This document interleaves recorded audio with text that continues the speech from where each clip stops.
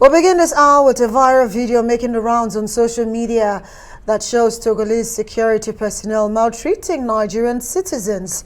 The Nigerians who were traveling on Ethiopian Airlines from the United States to Lagos were told that their connecting flight was full and that they could not continue the trip, prompting some of the travelers to protest. Well, they were then manhandled, with some handcuffed by Togolese security. Let's take a look at this video.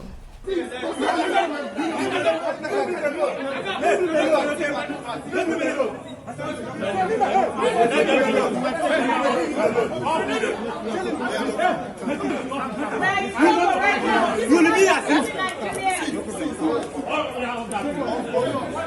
Leave him alone.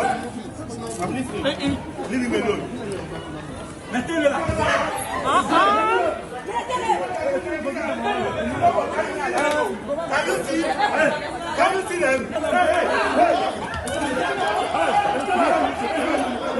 Look at what they're doing. They won't get us on our flight. I'm not fighting. I see now. No! No! Stop! Hey! Hey! Can you see? No! No! Hey! Can you see? No. That's bad. That's bad.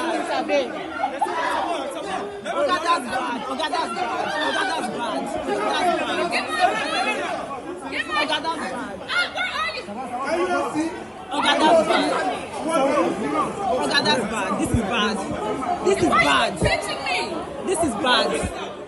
Just heartbreaking looking at that video there. Well, joining us now from our Lagos studio is actually one of those Nigerians who were maltreated at the Lome Airport, Chinyere Chukka. Chinyere, thank you so much for joining us tonight on the program. Just watching that video, my heart shattered into a million places, but you were there. Can you give us first-hand information as to what really happened at that airport in Togo? Thank you. First, I want to start by thanking you for having us arise, for hearing our story and hearing our side. So thank you so much. Just to start from the beginning, it started in the United States where myself and other passengers went through Ethiopian Airlines. When we were going to Togo to transfer flight, they had not given me a ticket. And I went to the flight attendant and told her, I'm like, I don't have a Togo connecting transfer ticket. And she said, you'll get it in Togo when you get there.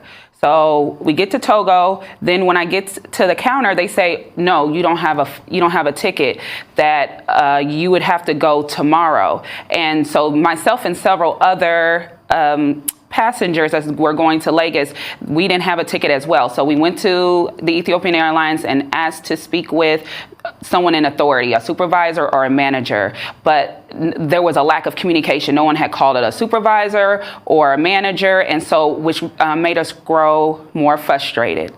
So as time went on, they didn't give us a solution. They didn't give us a plan. We're like, what's going on?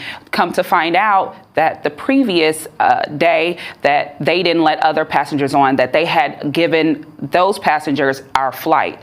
But passions definitely were high. Many people had time-sensitive events to attend, as well as other people had other connecting flights to leave to other parts of Nigeria. So people needed to get to Lagos as soon as possible. So with passions being high, we protested. So as we were protesting, words were being exchanged, as well as I believe what definitely escalated the situation was when we started videotaping the incident.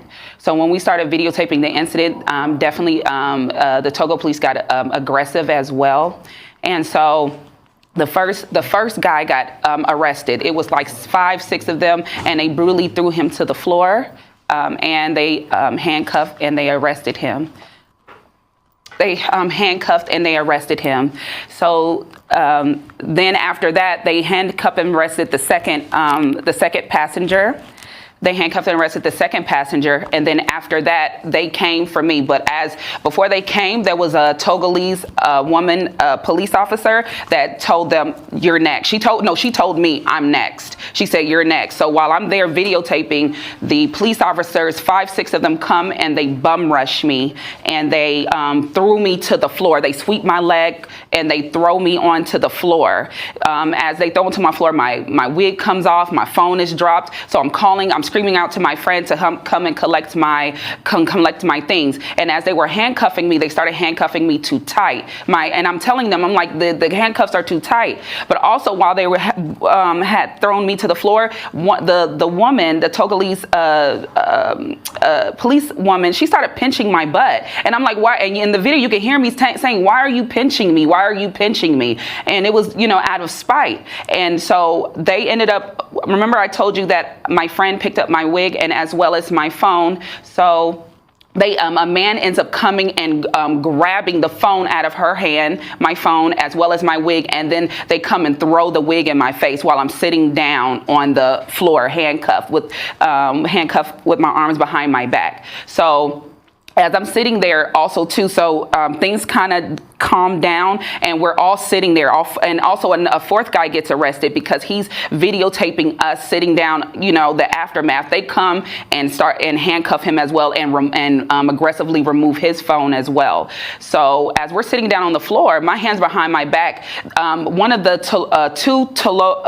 Togo police authority come and lift my arms over my back like this in pain, trying to cause pain to me. And, and right now I have suffered, as you can see, I still have bruises. And when I was telling them, and many of us, our handcuffs were too tight. And I was telling them, I said, "It's too tight, it's too tight." They telling us to be quiet, to shut up, don't say anything. And so now then they end up removing us and take us to a empty part of the airport to separate us from the group. It wasn't until the DG, like some other head authorities of the Togo airport came down and started speaking with the police. And that's when they bring us back out to the public. And then they ended up promising us, the DG promised, saying that, okay, the solution to this is we will take the first group to Lagos with the plane, and then the plane will come back for the rest of us. And they said for them to release our phones, that they had to use their IT guy to go through our phones and to delete the images that we had recorded. So and we also have recording of them deleting our information. But I mean, it was during the process of them deleting our pictures, the privacy was so violated. They were going into months and years of pictures that was unnecessary. And also they even deleted my friend, my traveling partner. They deleted COVID results. She had her other visa documents that was screenshot so that she could be able to get into the country safely. So it was just a very big violation of privacy. The plane did come. Chinyere, yes. sorry to cut you short there, yes. because you've situated the whole point, and a lot of Nigerians would have their hearts really shattered that it's Togo, a country that is just probably one local government in Bauchi State or Zamfara State, that such treatment, could be meted to Nigerians. We don't want to talk about that this is a recurring phenomenon or decimal in Nigeria's relations with other countries, particularly our West African neighbors. But could it have been true that some of you, the Nigerian passenger, they said it was alleged that you strayed or forcefully gained entry into restricted areas? Was that the case? I would say yes. In restricted area, we came and they told us that they were going to solve it, that they were going to give us a ticket. So we were there. So we were waiting for our ticket to come. So we were on the airway waiting for what they promised us, that they would give us a ticket. Well, Chinyere, as it stands right now, we have received an apology from the Togolese government. I know that the Nigerian Civil Aviation Authority have confirmed that apology, but they are investigating as well. But are you planning to sue, looking at the fact that your rights were infringed upon? What are your next actions? I would say the next actions is that I believe that we should sue, because there's the first thing is first. Change needs to happen. It's not just about money or restitution. There needs to be sanctions against the police officers and the brutality, because we're all traumatized. Even one of the other guys couldn't even make it to the news station today because he's traumatized from the situation, and as well as myself. But we need to have change, because the Ethiopian Airlines need to be transparent. They knew there was a delay in our travel, and they don't need to just drop us off in a country and say, now fend for yourself.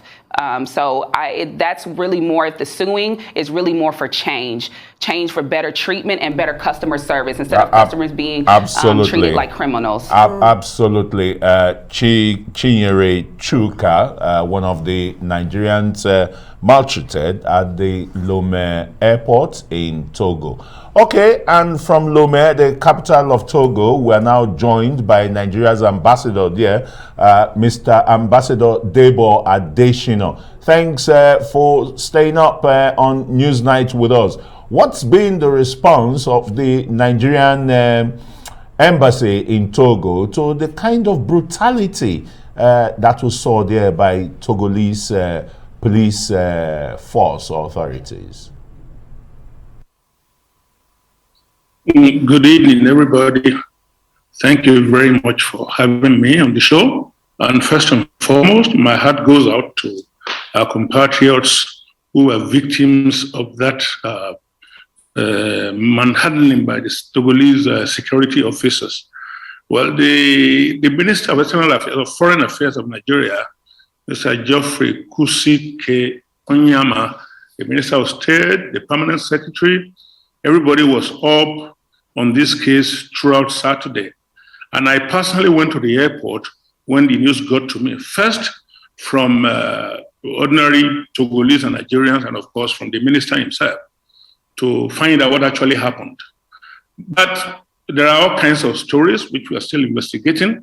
The truth of the matter is that whatever happened, this kind of conduct was unacceptable to Nigeria, is unacceptable to us, and we have written authorities to demand the appropriate action that should be taken against those officers. But our immediate priority on that Saturday evening was to make sure that our people were immediately evacuated to their destination. That we were able to do successfully with the help of the police authorities, of course, and 2 flights were arranged for our people, to be taken to Nigeria. So that was achieved. And after that, we've been talking with the Minister of State, with the FAMSEC, with everybody. And then we have written an official letter to the Togolese authorities today to demand explanation for that kind of brutal treatment of our people. And I'm sure in due course, everything will be resolved. Now, I must put it on record that Togo has never really been a hostile country. It's always been a very friendly and brotherly country.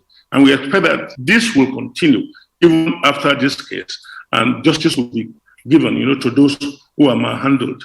Once again, I really, really feel bad that this happened in Togo, and we have dealt with it. And by the grace of God, we're going to have a conclusion on this matter as soon as possible. Thank you, Mr. Ambassador, for actually, apologizing, first of all, and for the efforts that you made to ensure that these passengers got home safe. But most Nigerians are wondering, how is this likely to affect the relationship between both nations, seeing how our citizens were malhandled by security agents in a country that are supposed to be our brothers? Well, as I told you, I couldn't really get this very well. All these steps that could be taken by a government and by a mission, have been taken. And we just have to wait for the investigations to be done by the authorities and for the appropriate responses to come from them. If this were a hostile country, we would be threatening fire and brimstone. But Togo certainly is not.